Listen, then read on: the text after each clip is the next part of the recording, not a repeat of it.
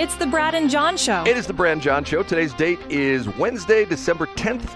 We always give that because of the fact that this is obviously running live. We do the show live, 7, 8 o'clock Central Time on Westplex 104.5, Westplex Talk 104.5. But a lot of people listen to the show on either our podcast, which is on bjshow.co, or on bjshow.us, which is the video podcast. So that's why we do that. So, John, are we ready to make the phone call to Jason Law? Are you ready? Yeah, and of course, for folks who don't know, I can't contribute or weigh in.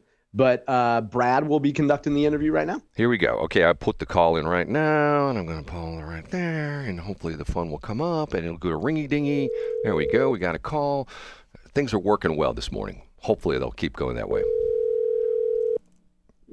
Hello. Jason, Brad Hildebrand, you hear me okay? Yes, sir. I got you. Do you have me? Yes, you are live on the air. Are you ready for a great interview, Jason? I am, Brad, and I appreciate you having me on here. I know it's been a little difficult. You got sick, I got sick, so I'm glad we can finally get together. Well, I was going to give you a great interview, but I would have to put Mark Cox on. I'll just do a substandard interview. How's that, Jason? Okay, a couple things to talk about. First off, you are running for St. Charles County Executive, and currently you're a colonel now. Isn't that what you are in St. Louis County Police? I'm a lieutenant colonel, so one under the chief. So you're the lieutenant colonel. So the chief is essentially the colonel. Is that the way it works in that organization? Yes, sir. So it goes colonel, lieutenant colonel, and then captain, lieutenant, sergeant, and so on. But yeah, I'm in charge of the Division of Special Operations, which is your SWAT units, the helicopter program for the entire region, the court building, and all kinds of other things. But yeah, and I enjoy my job, and I've been there 28 years, and I love what I do, and but I'm excited for the next part of my life. Okay, here's my question for you, my first one. First off, Jason, what's your real name? Because nobody in law enforcement can be named Law. What's your real name, Jason? Come on, tell me. Yeah, I'm telling you, it's Law, and my dad is a retired policeman. My brother's a retired policeman. It's a family business, and I didn't want to become a lawyer, so it's the only other occupation I could. Now, are you familiar with the former sheriff in St. Clair County, Illinois? Remember who he was? You know who I'm talking about? I do. Was it Marshall? It was Merle Justice. That was his name. Merle Justice. Yep. I remember that. Yep. Yeah. Okay, so your little background, born and raised, and we got to know what high school you went to because that's all important. You know what I'm saying? No. So I've been born and raised in the St. Louis region. I grew up in North St. Louis County. Went to Sacred Heart Grade School in North County and then Hazelwood Central, and went into law enforcement and moved to Lake St. Louis around 2008, where I married my beautiful wife, and we have 3 kids that go to ICD Catholic School in Dardine Prairie. So you're a NOCO boy, just like John and me, right? Yes, sir. Okay, so going into law enforcement, you started at the St. Louis County Police. Is your entire career being with St. Louis County Police? Yes, sir. The entire career has been there. I've enjoyed it. I've had a lot of great jobs there. Now, at one point in time, you were the mayor of Lake St. Louis. I met you. We did an interview. I don't know if you remember this or not. I met you when we did an interview with John Schneider, who at the time was the Wentzville fire chief. And very interesting. You talked about goings-on in Lake St. Louis. And there's been a lot of controversy about apartment complexes and things like that. How did you stand as mayor of Lake St. Louis as far as the apartment complexes? And how would you stand as the county executive about all the apartment complexes in St. Charles County? No, that's a great topic right now. I mean, I was the mayor for 4 years and an alderman for 7, and that's part-time position, so I've never been a full-time politician. But during that time, we were able to cut property taxes by 46% by paying off debt early and becoming a debt-free city. We got rid of bureaucracy, and we cut crime by 45% over 4 years, becoming the 10th safest city in the entire state of Missouri. Something I'm really proud of. But what we did in my first 6 months is we did a moratorium on apartment complexes because our resources, fire, schools, police, were being overrun because so many people were throwing apartment complexes at the city. So we did a moratorium and we lowered density requirements, and we never approved another apartment building proposal while I was there. And to this day, no other proposals have been done. And I plan to do that with St. Charles County. I'm the only one that has ever done that. in this race. I know Bill Eigel's talking about it, and I'm flattered that he's copying my legislation that I had passed. So I'm excited about that, and I want to keep St. Charles County safe, and that's the reason for it. Now, what makes you want to become the county executive? Obviously, if you get elected, you're going to have to retire from the St. Louis County Police Department. And the St. Charles County executive is a pretty important position because I talk about this all the time. I promote my Westplex, with our station's called Westplex Talk. I do our own Chamber of Commerce, westplex.com. If you would take essentially St. Charles County and pull it out and drop it into Kansas, it would be the 47th largest city in the entire country between Minneapolis and Tulsa. What makes you want to run that place? I've grown up in this region my entire life, and it kind of makes you sad when you see all these Fortune 500 companies leave and our kids leave to go to different cities because of crime. And we just can't get this right, and we're still not getting it right. The two largest migrations in Missouri history is the city to the county, and then St. Louis County to St. Charles County, and it's all been based off fear. And we need to stop that. We need to stop it now. We need to make sure that we have a foundation of safety where we can build business, bring back Fortune 500 companies, and make sure this is a destination for our kids in the future. Interesting, because, I'm with you on that because of the fact that I think it's very frustrating. I'm an old guy, Jason. I'm much older than you, but I remember when St. Louis had a bunch of Fortune 500 companies, Fortune 100, even Fortune 50 companies. General Dynamics was here, all the different companies, and even though they claim that Anheuser-Busch is still headquartered here, you and I both know that's not the truth anymore, and I'm glad to hear you say that. Okay, couple other questions for you.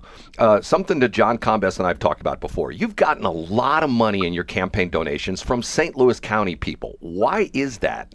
Is there something behind the scenes there that the St. Louis County people want to run St. Charles County, or what's the deal on that? No, not at all.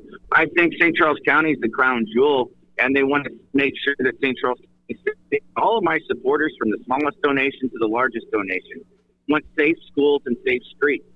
And that's why I'm resonating with so many different people.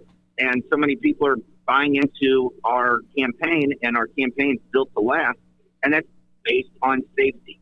If you have safety, you can build a better community, and that's what I'm striving to do. And all of my donations are from people that love law enforcement, that see be the next Nashville. But all we have to do is make sure that we keep our area safe.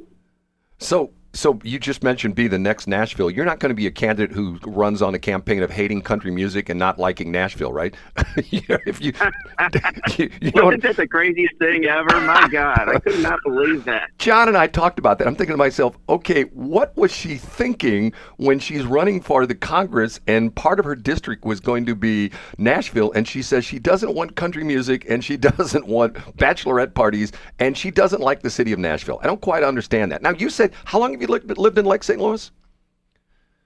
I've been there since 2008. Boy, and so coming up in 20 years, you've seen some growth in Lake St. Louis and that whole area. As a matter of fact, we talked about the other day the fact that they want to put the new Costco in there. How are you for expansion of a business in St. Charles County? Me being a guy who does business in St. Charles County is not all that tough to do business with, but I think it could be better. Are you going to be a pro-business county executive?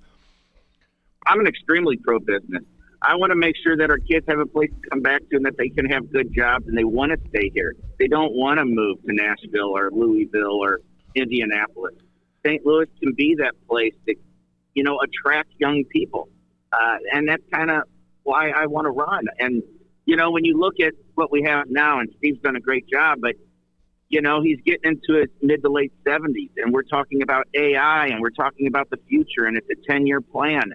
How is a 76-year-old person going to do that into the future? He's going to be into his 80s by the end of this term, and he's a great guy, but he's just getting up there in age, and it's something that's going to be a big part of this campaign. If you look at Mitch McConnell, who stayed too long, Joe Biden, who stayed too long, Nancy Pelosi, who stayed too long, those are things that scare me for the future. So what was the dynamic? Has your campaign pivoted since the fact that Steve Ehlmann has gotten in? Because originally it was you, it was Bill Eigel, and it was Mike Ehlmann who were the big, or of course we can't forget Arnie Denhoff, right? You know what I'm saying? We got to put Arnie in there as well too. Yeah. But it was you three. Mike Ehlmann got out after Steve Ehlmann got in. Has your campaign pivoted any, or are you pretty much doing the same things you have been doing and targeting the activities and direction that you took when you started your campaign? Nothing's changed for us. I mean, at the beginning, we were one of the first people to get into the race. Our goal was to, get name recognition, start to talk to people, start to fundraise, and those are still the same priorities. It's to get the name out there, to educate the voter on what we want to do. And we're a campaign that's built to last. You said I'm well funded, and I am, and we're going to continue to fundraise, and we're going to continue to get our name out. And, just because there's 3 people in it now doesn't mean it's going to be the same 3 people in February when we sign up to run. Things can change just like they've already changed. Interesting. Okay, just a question. I don't know if I told you this or not, but I started my career out of high school. I was a police dispatcher, and I got an interesting viewpoint of what law enforcement was. That's how I put myself through college. The way police officers operate is not the way you see on TV. You're the guy that runs the SWAT team. When you see these TV shows that have the SWAT team, do you laugh about them? Are some of them actually somewhat realistic? What was that? I couldn't hear you on that one. I said when you run, because your authority, you run the St. Louis County SWAT team in addition to the other things you do, correct? Correct. Okay, Yes, I do. When you watch television and you see SWAT teams, do you laugh at how bad they're portrayed on TV? Are you like, that's just like the way we are?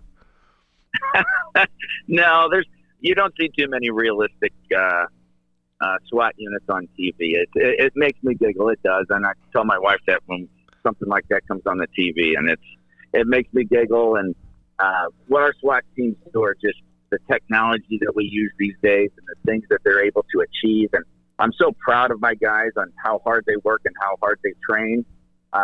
TV doesn't do it justice, I can tell you that. Interesting. Now, if people want to get in touch with you and they want to maybe donate some money, do some campaigning for you, give me your contact info and how people can get hooked up with you. It's lawforstcharlescounty.com, and then I'm on Facebook and Instagram. I'm excited about this race. Our goal is to cut taxes, cut crime, and bring kids back to this region. And thank you for having me on today, sir. Jason, I do appreciate it. Thank you so much. And we will move on down the road and maybe talk to you after you guys officially file. You mentioned something which is sort of interesting. Are things going to change when people actually file? You made the comment that could not be the way it is once they actually file in February. Or do you know something you're not telling us? No, not at all. It just changed already a few times. The mayor of Wentzville was going to get in at one point.